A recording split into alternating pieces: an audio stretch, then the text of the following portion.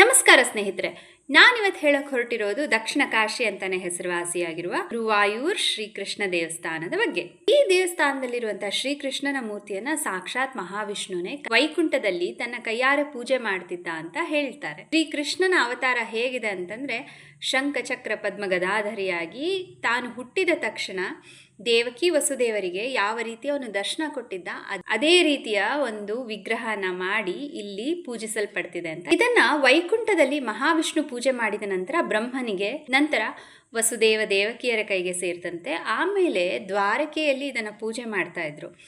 ಆದರೆ ದ್ವಾರಕೆ ಮುಳುಗುವಂಥ ಪರಿಸ್ಥಿತಿ ಬಂದಾಗ ವಾಯು ಹಾಗೂ ಗುರು ಇಬ್ರು ಸೇರಿ ಇದನ್ನ ಪರಶುರಾಮ ಹೇಳಿದಂಥ ಜಾಗದಲ್ಲಿ ತಂದು ಇಡ್ತಾರಂತೆ. ಇಟ್ಟು ಮೊದಲನೇದಾಗಿ ಶಿವ ಪೂಜೆ ಮಾಡ್ತಾರಂತೆ.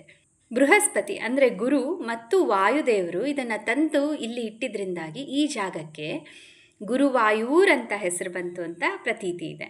ಈ ಜಾಗದಲ್ಲಿರುವ ಕೃಷ್ಣನ ಮೂರ್ತಿ ಸಾಕ್ಷಾತ್ ವೈಕುಂಠದಲ್ಲಿ ವಿಷ್ಣುವಿನಿಂದ ಪೂಜಿಸಲ್ಪಟ್ಟಿದ್ರಿಂದಾಗಿ ಇದನ್ನು ಭೂಲೋಕದ ವೈಕುಂಠ ಅಂತ ಸಹ ಕರೀತಾರೆ. ಈ ಬಾಲಕೃಷ್ಣನ ರೂಪದಲ್ಲಿ ಕೃಷ್ಣನಿಗೆ ಪೂಜೆ ನಡೆಯುತ್ತೆ. ಆದಿಶಂಕರಾಚಾರ್ಯರ ತತ್ವ ಸಿದ್ಧಾಂತಗಳ ಪ್ರಕಾರ ಈ ದೇವಸ್ಥಾನದಲ್ಲಿ ನೈರ್ಮಲ್ಯ ದರ್ಶನ ಸಹ ಇದೆ. ನೀವು ಯಾವಾಗಲಾದರೂ ಬೆಳಗಿನ ಜಾವ 3 ಗಂಟೆಗೆ ಹೋದರೆ ಕೂಡ ಹಿಂದಿನ ದಿನದ ಅಲಂಕಾರದಲ್ಲೇ ಆ ದೇವರ ವಿಗ್ರಹವನ್ನ ನಾವು ನೋಡ್ಬೋದು. ಇಷ್ಟೇ ಅಲ್ಲ, ಇಲ್ಲಿ ಆನೆಗಳಿಗೋಸ್ಕರನೇ ಒಂದು ದೊಡ್ಡ ಉತ್ಸವ ಸಹ ನಡೆಯುತ್ತೆ. ಕೃಷ್ಣಾಟಂ ಅನ್ನೋ ಒಂದು ನೃತ್ಯ ರೂಪಕ ಇಲ್ಲಿನಿಂದಾನೇ ಶುರುವಾಗಿದ್ದು ಅಂತ ಹೇಳ್ತಾರೆ.